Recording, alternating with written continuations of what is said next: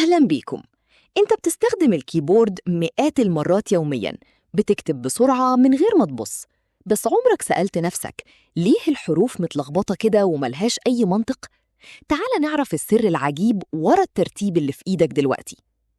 السؤال الأهم: إزاي نظام متلخبط وعمره أكتر من 150 سنة لسه بيتحكم في طريقتنا في الكتابة لحد النهاردة؟ الموضوع عبارة عن تعود أعمى.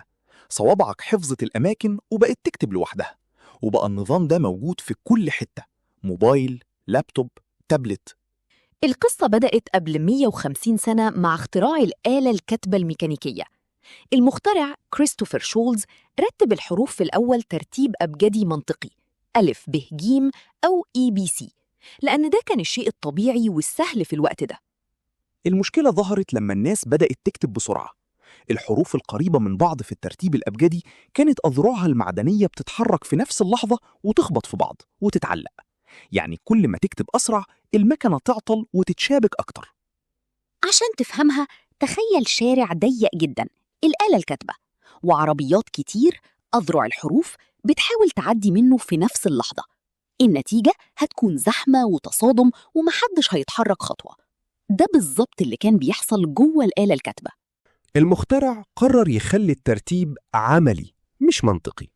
فكرته كانت إنه يبعد الحروف اللي بنستخدمها مع بعض كتير عن بعضها في الكيبورد. الهدف كان إنه يخلي حركة الأصابع أبطأ شوية وموزعة عشان الأذرع المعدنية ما تخبطش في بعضها، وكده اتولد ترتيب كويرتي اللي بنستخدمه دلوقتي. النظام الجديد ده خلى الكتابة أسرع وأسهل بكثير. جرب تكتب كلمة بالهوا دلوقتي، هتلاقي إنك بتكتب حرف بالإيد اليمين والتاني بالشمال، تناوب. الحركة دي خلت الكتابة فيها سلاسة ومفيش إيد واحدة بتشيل كل الحمل. مع الوقت ملايين الناس اتعلموا الترتيب ده، وصوابعهم حفظت الأماكن بدون تفكير. ذاكرة العضلات. الترتيب اللي بدأ كحل لمشكلة ميكانيكية اتحول للغة عالمية محفورة في صوابعنا. لما ظهر الكمبيوتر والموبايل، المشكلة الأصلية اختفت تماماً. مفيش أذرع معدنية ولا تشابك، ومع ذلك لسه بنستخدم نفس الترتيب القديم المتلخبط. ليه يا ترى؟ ظهرت تصاميم جديدة زي الديفوراك عشان تحسن السرعة وتقلل حركة الأصابع، وكانت نظرياً أفضل بكتير وأسرع خيالياً. لكن الواقع كان صادم. العالم رفض يغير النظام القديم المليان عيوب وفضل متمسك بيه. السبب بسيط، تكلفة التغيير أكبر بكتير من الفايدة. تغيير الكيبورد معناه إننا هنعيد تعليم مليارات البشر من الصفر، ونغير كل المصانع والأجهزة في العالم. الخلاصة، التعود كسب الكفاءة.